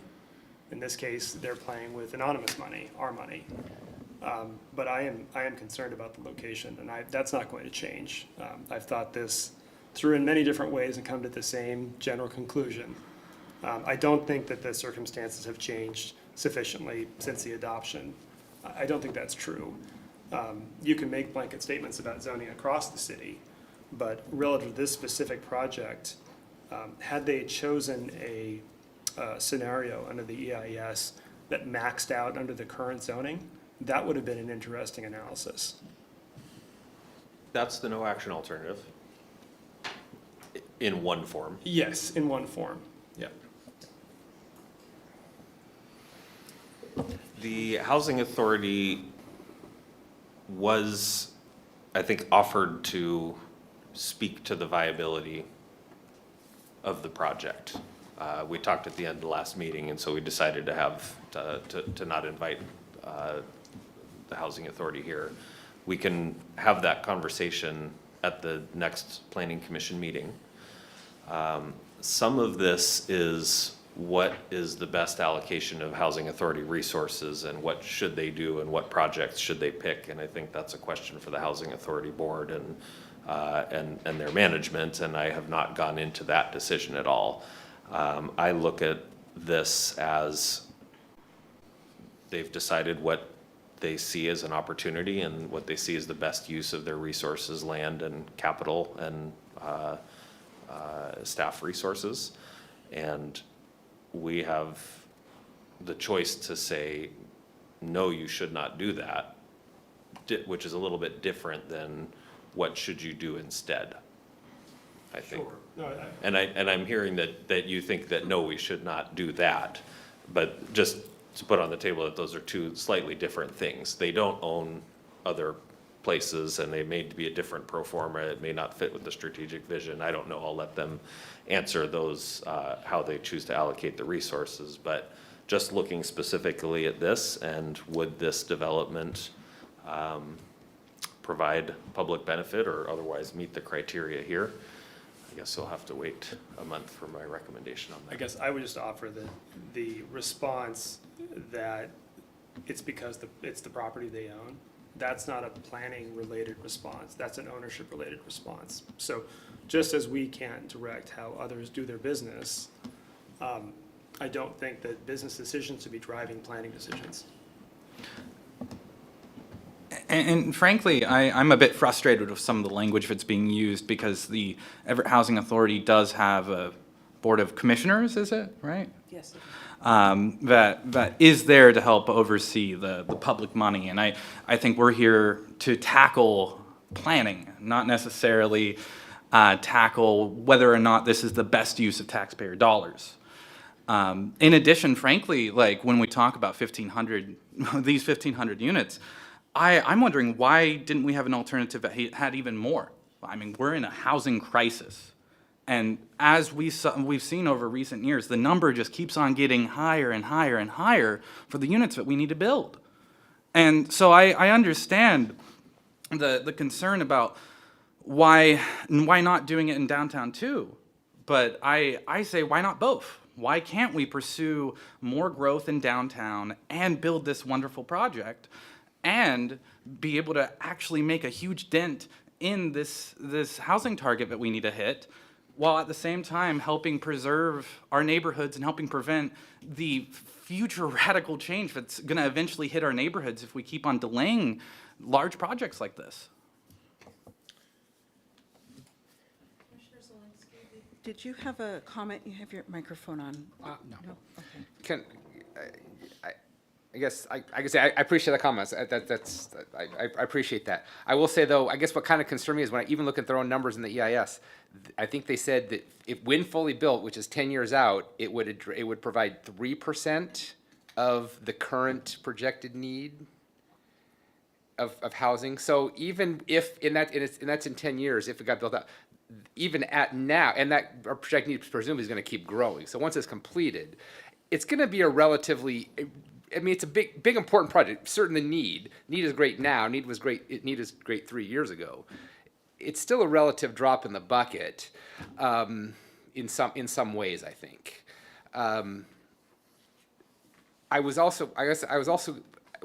thing I wanted to say is that Another aspect of this that's kind of concerning me is that I know there's been some discussion about the amenities that come along with this, like a library, the KEXP, or the, you know, KSER, you know, and we've heard some positive support for those aspects.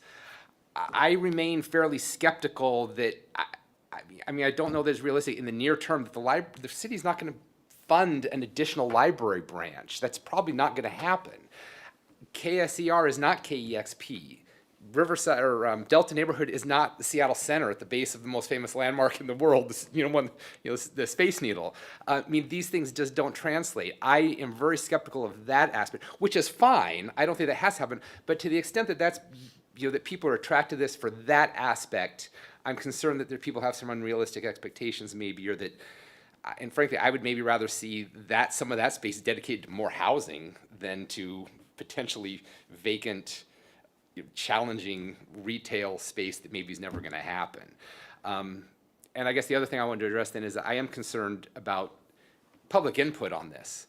We have heard very little public input. There was an excellent letter, I think, from, is it Sonia Bach? I don't know how to pronounce the name. I thought raised excellent points, and my guess is that those points would be echoed throughout the neighborhood. I would very much like to hear some neighbors coming in who actually do support this being in their neighborhood, because my guess is, I don't know why, if I was a neighbor, why I would support that. I would probably be very opposed. My guess is that if neighbors were adequately aware of what's going on, most of them would be adamantly opposed and raise very similar concerns to what Sonia did. And I guess I'm concerned that those questions she raised are very good and don't really have answers in from what I've seen here. But I mean, I'm not trying to be no to the project. It would be great. I would love this to happen, but I do just remain skeptical too, not only of whether or not we can really apply the criteria, but whether or not this kind of bulk in that part of the city,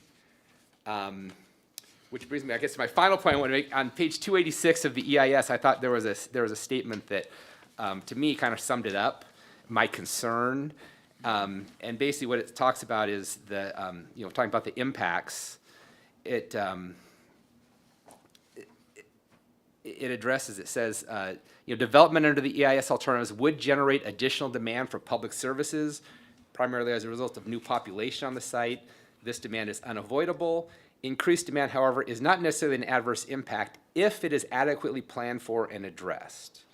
And I guess what I would really like to see from the city is maybe some more outward expressions of commitment that if this project goes forward, the city is committed to providing those additional resources, to widening streets, to focusing economic development efforts in the Delta neighborhood. That this is now the new, something from higher levels. Maybe hear from our economic development director, who are, various levels. Are we really committed as a city to pay for all this?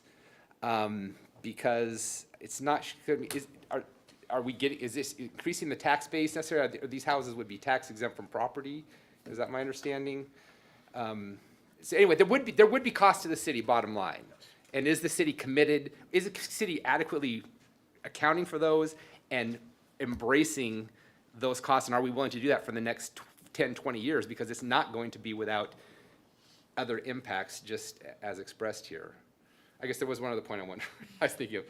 It's not clear to me, based on some of the previous presentations we heard, you're talking about the need to address our housing crunch, which absolutely is dire. Will a project like this, and this is just a question, really act as a catalyst? Because I know that we previously heard from I don't know if a consultant, I can't remember what his role was, that actually one of the detriments to moving forward with development is that we don't have enough market rate or above market rate housing, that costs are too low. So building additional 1,500 units of low income subsidized, at that range, will that really have the kind of positive impact and larger impact on, the greater housing need, as opposed to just meeting that very narrow need in and of itself? And I guess I have some, I think it's probably maybe it's the latter, which is fine, But I just don't want there to be misunderstanding from people thinking that somehow maybe this is going to be a generator, because it's not clear to me that over the course of the 10 years as the project builds out, that it's necessarily going to have that impact. I mean, it is mixed income, not low income, to be fair. Well, yeah, and I'm still a little unclear about what exactly that means, frankly, and looks like. Sorry. Jump in. I was thinking the same thing, like, is this a catalyst for other projects? But I think I'm thinking of it differently. Is this a catalyst for other projects in other parts of the city that will bring not just low income, but literally just carbon copies of this project in other parts of the city? Like, do you personally think that it will? Or in your role? I do remember the consultant talking about the need to jumpstart the housing market and the need for comparisons, I think, short for comparisons. This is designed as a mixed income project from what I gather from all the materials. The goal is to replace every single one of the affordable units that was vacated on Baker Heights, which totals 200 and 440. Some of them have already been replaced, and so I think it was around in the 200s will be affordable housing, income qualified, and I think you could call it subsidized. All of the rest of them will be market rate, and if we talk about the construction costs, that is probably going to tilt towards the upper end of the market for a lot of these. Imagine the views on the top floor of this. Our growth targets, so we have allocated statewide, countywide, and then distributed to each city different income bands, if you remember the colored bars on the chart there, and our growth, 20,000 of our 38,000, so half of it is supposed to be in the over 120% area median income, and then another 6,000 above median income, so 26,000. I was worried about the lack of affordable housing as part of this development, but our targets actually tilt pretty heavily towards the upper end of the spectrum, with the expectation that other cities are going to be playing their role for those other parts of it. So the mix of units actually just about mirrors economic segment-wise our housing targets. This is not going to be purely market rate, so any comps that a market rate developer would take would come with a pretty substantial asterisk. But if it leases up well at market rates, it doesn't matter what the construction cost was or what sort of public subsidy or preferential interest rates went into this. The fact that hopefully 1,300 people said, yes, I will rent a unit at $3,000 a month, will say, well, I could probably get that too with whatever I'm able to put together as a development. So if it's successful, yes, I do think it will be a catalyst project for Everett. So we have to wait 10 years? Yes, might be more than 10 years too. That will depend on the market dynamics and everything, but should we bring Everett Housing Authority for a discussion on viability on both the residential and the non-residential piece of this? Because that's something they offered for this meeting. And I will add to that we've focused pretty heavily on these two topics, viability and height. I want to make sure that I really absolutely appreciate the hard look at this, because somebody needs to, and I appreciate that. We also need a hard look at the details, the setbacks, the landscaping modifications, all of the things that are in appendixes A1 and A2 that I haven't heard very much about. I've looked at those, I've reviewed them, I will continue to do so, but I just want to make sure that between now and next, in January, that we haven't spent the entire review of this debating whether it's appropriate to have tall buildings there or not, or whether it will be successful, because we also need attention on the specifics, the design and the other development regulation aspects. Just before I lose the thought, because this happens frequently these days, you mentioned unit mix and income bands. it would be good to understand from the Housing Authority what the allocation of units will be. Not just number of units per income band, but also number of bedrooms, because there's a big focus on counting bedrooms as opposed to counting units.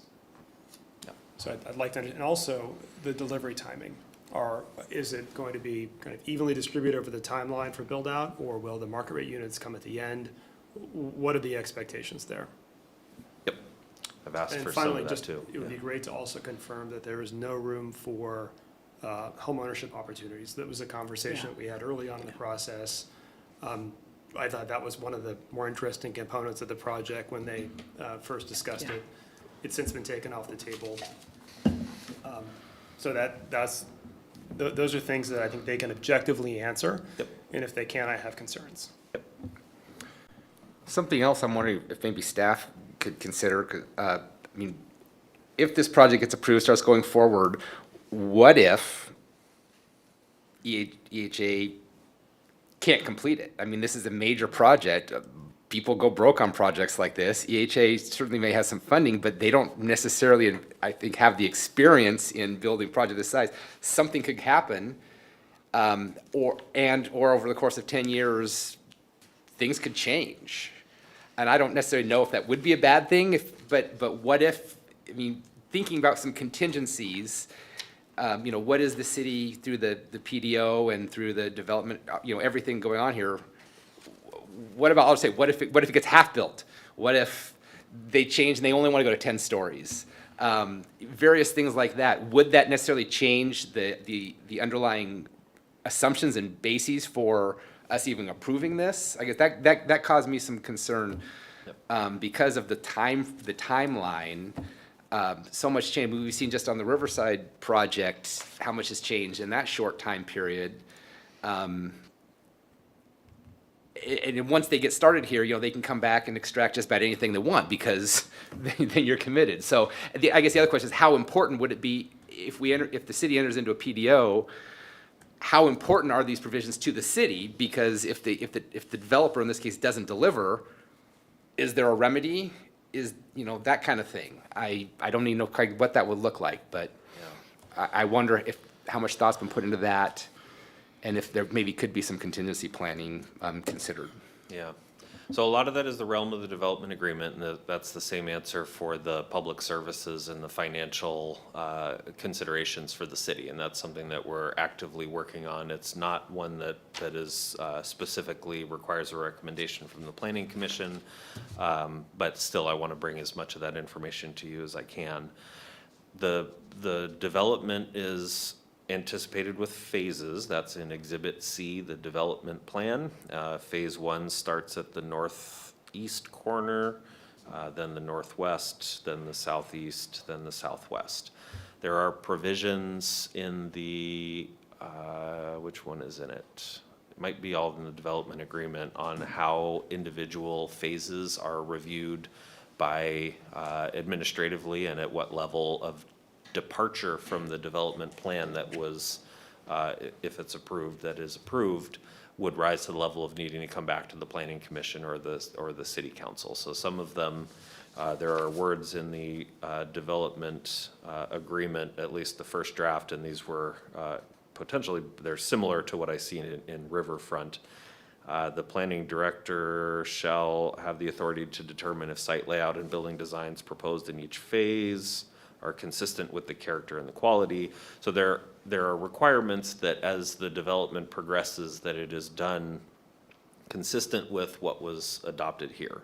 There are provisions for the changes that will inevitably happen. I think there's continuous levels of detail that get added to it. Right now, it's relatively conceptual. They'll have an RFP for a development group to come in and design, finalize the architecture and the design of the building. That will come through an administrative process, and the planning director would be directed to reject any plan that does not provide the level of quality or whatever the final words are. There are provisions for interim conditions. So this is going to be a 10-year or maybe more We saw that with Riverfront and Waterfront Place, that the development is almost bound to extend. I love the optimism, but 10 years is awfully quick for this level of development. But either way, there are provisions for the interim conditions during that point, and if at any point in this development that the plug is pulled, then I guess a different project will have to be anticipated. So we'll think through that a little bit, and that's one example that I've been mentioning, of making sure that in this, that the city is protected in any eventuality. We will be able to modify the plan development overlay and the development agreement if needs arise, just like with Riverfront and just like with Waterfront Place. Hopefully those are all positive or neutral at least, but we don't know what the future will bring. But I see the connection between the viability of the project and the certainty that we have or don't have with what we'll actually get in the end. It makes me feel better, at least, that it is in public ownership and control because of the mission of that organization. But I'll do some more work around that, the development agreement aspects. And maybe I know I said a lot, I would just say one thing, I would still love to hear some more public input. I feel like we've heard very little. I read all of the input so far as actually being negative toward the project, except for certain people are attracted to the aspects of having a library and a teen center and these things, which in my view are very unlikely or are the least, I mean, probably in my view, the least considerations of the entire project, or the impacts of the project. I'm not hearing any public input, which I think is kind of concerning, other than negative. And I don't know, wouldn't know how to answer. How to answer the concerns that are being brought forward. I don't know that they have been Sure, yeah. addressed. Yep, and I was gonna work my way backwards, although I've forgotten the rest of them, so remind me what other questions there were. But public comments will be responded to in the FEIS, and that will be in your hands before the next meeting. So there's a requirement that every single one of those gets responded to point by point. So you'll see both a comprehensive listing of all the public comments that have been received, which have been pretty substantial over the couple of years that this project has been underway. At the public meeting a couple of weeks ago at Baker View, there was about a dozen folks, and we did about 2 hours of question and answer, and it was a lot of similar topics. It was a lot of the topics that Sonia, who was there, raised in her letter. And so there was a really good back and forth with direct neighbors and folks in the neighborhood and everything. A couple other letters, but yeah, I mean, that Planning Commission agenda for 30 years ago, I think illustrates the continuing problem of awareness and getting comments, but at the same time, know that it's always easier to express concern over something than express support for something that is really for our future residents and selves. You know, one is in a relatively immediate and clear risk, and the other one is a pretty nebulous future benefit for who knows who, if I'll even be living here. So with any development project, it's usually pretty hard to find fans, but pretty easy to find concerns. And that's okay. We need more to hear about what the concerns are so that we can address them and make sure that the project is speaking to those concerns. There's a public hearing in January, and then the city council process will kick up.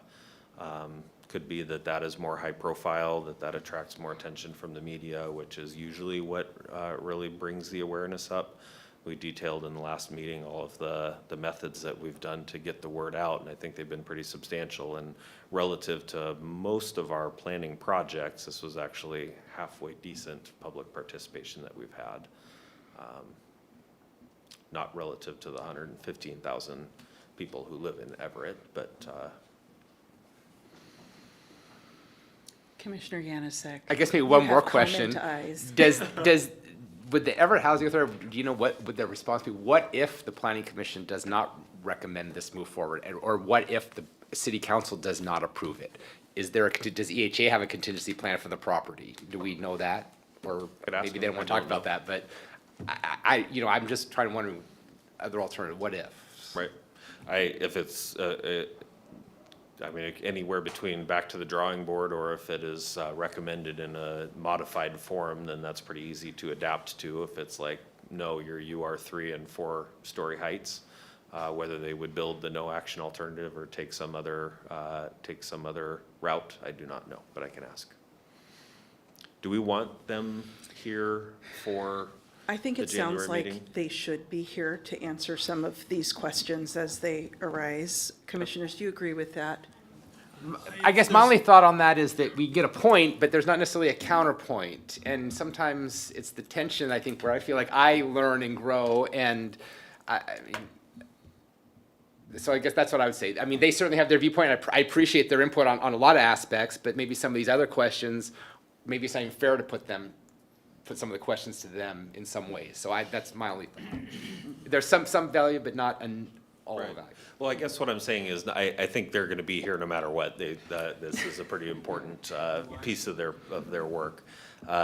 Whether to prepare a explanation of their plans for the viability of these, that's the main piece, is the viability of the residential and non-residential program, which is something that they offered because they heard these comments before.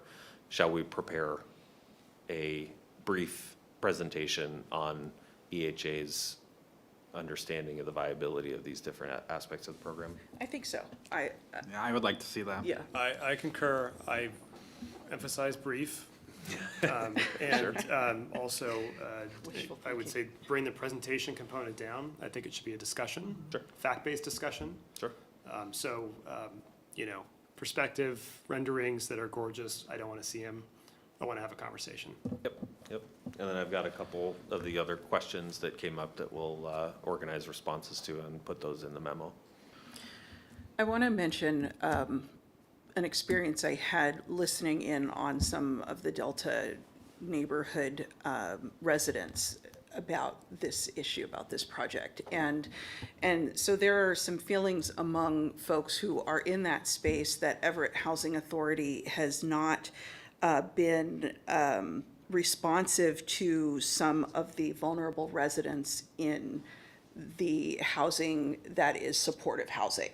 And they feel that there are some residents, elderly or disabled folks, that have not been given the level of services that they felt they should have as vulnerable residents in EHA properties.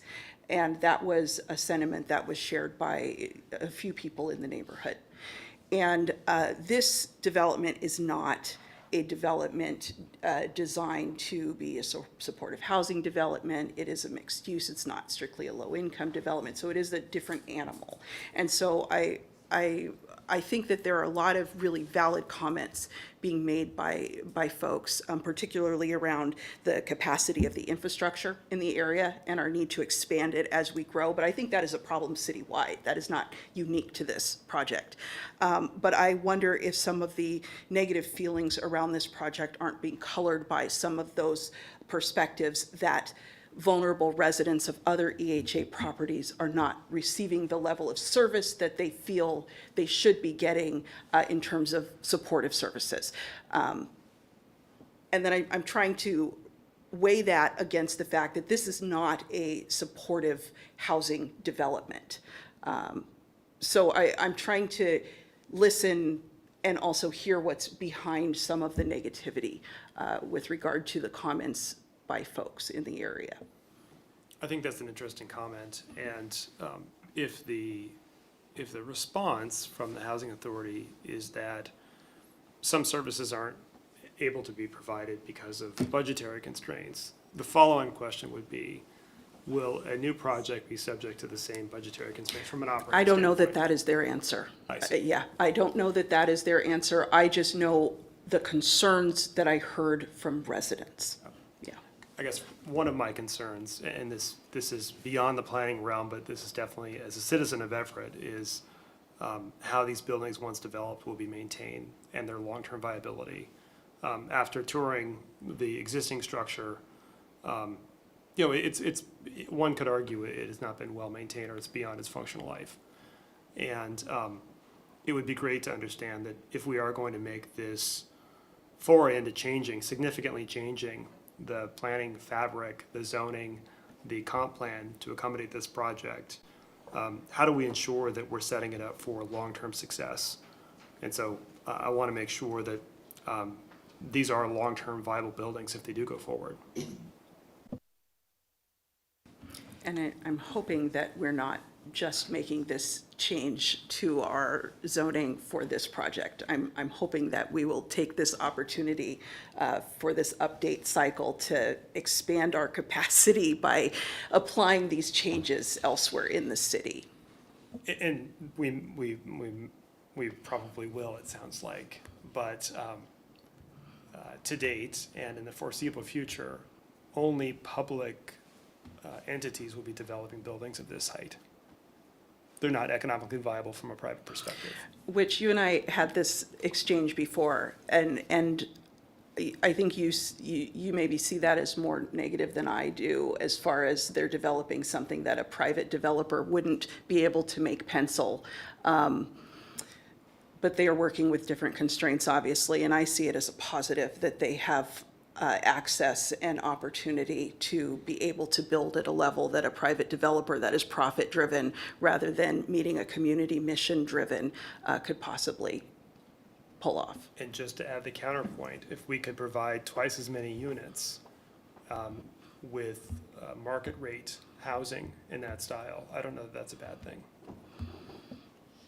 Help me understand your comment. If we could provide twice as many units, If the cost to develop one of these units is twice what it would cost a private developer to deliver a market rate unit, to me, if the need is housing, then two is better than one. I see your point there, but I think that a public entity that is developing is held to a different standard than a private entity. I think that we are asking for a level of accountability to the community, civic amenities and civic responsibility in a way that is never required of a public developer, of a private developer. So I think that it's not a straight apples to apples comparison there. And I think that Everett Housing Authority, and I'm not on their board or their commission, I think it would have maybe been advantageous for us to be able to have a joint meeting with their board to hear commissioners who work on this, who work with this agency and have discussions with them. And it may be too late in the game for that. But we've talked about having these cross-commission meetings, and this is one example of where I think it could have been really useful. But I think that private developers are just not, they are not required to go through the processes that a public entity like EHA is required to go through. And that definitely impacts cost. And so we have to consider that there are other constraints that they face that a private developer, they just don't have to deal with. So I think we definitely should have some of these really important questions addressed to the greatest extent that someone from Everett Housing Authority can address them, so we can really have as much of a comprehensive picture as possible before we move forward with the decision. Commissioners, do you feel that we should have someone definitely do that? Yeah, okay. Additional questions, comments? You said we need to talk about the other stuff, the nitty-gritty things. So what's your plan for that?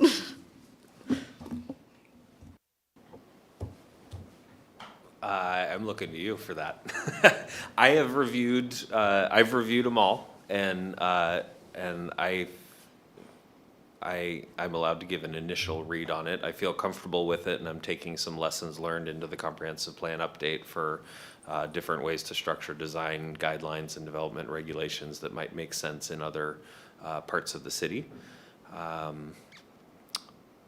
But yeah, what I need is any questions and concerns about the nitty-gritty appendices A1 and A2 regulations and guidelines. Not saying that that there is a problem to be solved, an amendment that needs to be made in there.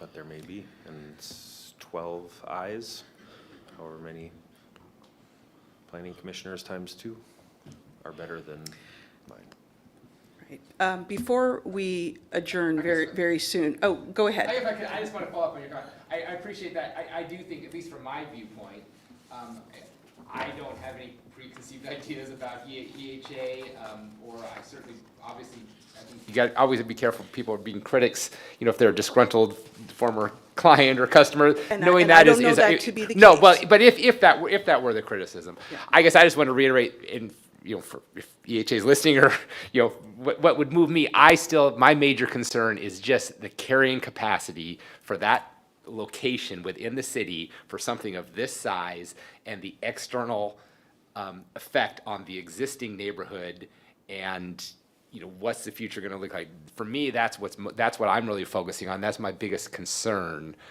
So I don't need anybody to address management style of EHA, or where their funding is coming from, that sort of thing. I'm just purely looking at the bulk and size in that location, in that area of the city, whether or not that is consistent with our policies and can be fairly applied within the criteria that were set before us, and whether or not it makes sense as a policy matter and a planning matter, for the city moving forward. So. Yeah, excellent comment.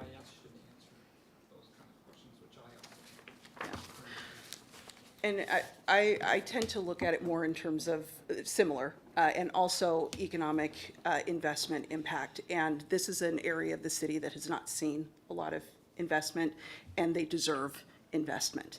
And so I'm also trying to look at it through that lens of seeing a neighborhood that has really received probably less investment than many of the neighborhoods across the entire city, and an opportunity for them to have a really thoughtful, comprehensive, large-scale investment being made. Anyhow, if we don't have additional comments from commissioners, we do, I'm sorry. I thought of one thing, just as a, just as an example. So on page 10 of the design guidelines, exhibit A2, there's table 3A3, storefront building frontage standards, ground level facade transparency. In the first draft that was submitted to staff of this appendix, there was at least 40% of the ground floor transparency zone at least 40% of the ground floor transparency zone be transparent. That, and then 25% for daycare, education, or similar facilities. I compared that to our, what might be an equivalent street designation of pedestrian street, and we require citywide 60%. And I said I didn't see sufficient justification why, if it would be 60% transparency on our pedestrian streets, why 40% here? And so that was revised. They agreed with the comment and revised that to 60%. That's an example of something. Now, it doesn't have to be compared to our existing things, but maybe 60% is too low, or it's 50%. That's just one example of nitty gritty that some extra eyes on. Before we adjourn, we do have an opportunity for public comment. We haven't received any forms from folks who are present in person. Ayana, do we have anyone remotely who'd like to offer comment? Ishmael, would you like to make a comment? Can you hear me? Yes, we can. I'm sorry. Yes, this is Ishmael, 3731 Colby Avenue. I wanted to say one thing on the Everett Housing Authority's park project. I think it is a necessity that we need housing. We need affordable housing. We also know that it's going to probably cost double the amount what a private person can build it. But I think this is something that we should look for, some kind of best practice around other cities or other agencies who have done this. There might be several examples of this, that how it is done and what were the outcomes of those. That would help us to make a a good decision. Sometimes we need public funding to go into these projects so that the area gets uplifted. Then the private developers can start building around it. But I think we need to look for some best practices around. It's a billion-dollar project. Yes, it's a public money, and we need to. The discussion I'm hearing is very genuine, good, and committed. Like, it's very thorough. But we need to look at some projects which have been done by these housing agencies and how that has turned around and what challenges were there and how we can incorporate some nonprofit organizations to join in, or maybe private partners with that. That's what I would say. Thank you. Thank you, Mr. Mohammed. Is that the only commenter we have remotely? Thank you. Do we have someone in the gallery who would like to offer public comment? Thank you.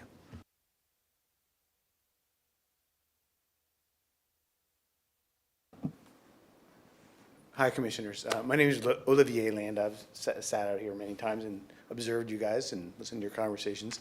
I'm the design principal for Everett Housing Authority.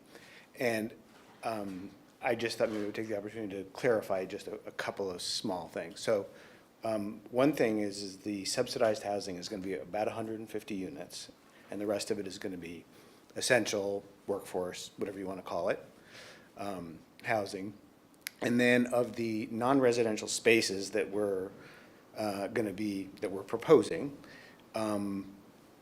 about almost half of it is already under negotiation with nonprofits, and that is childcare, a preschool, KSER, which is going to be about, in relation to KEXP, it's going to probably be maybe a fifth the size. So just sort of the vision, it's probably scaled. It's not Seattle Center. I totally agree with that. I live in Seattle, so I understand that. So I just wanted to add a little bit of context to a couple of the conversations that were happening.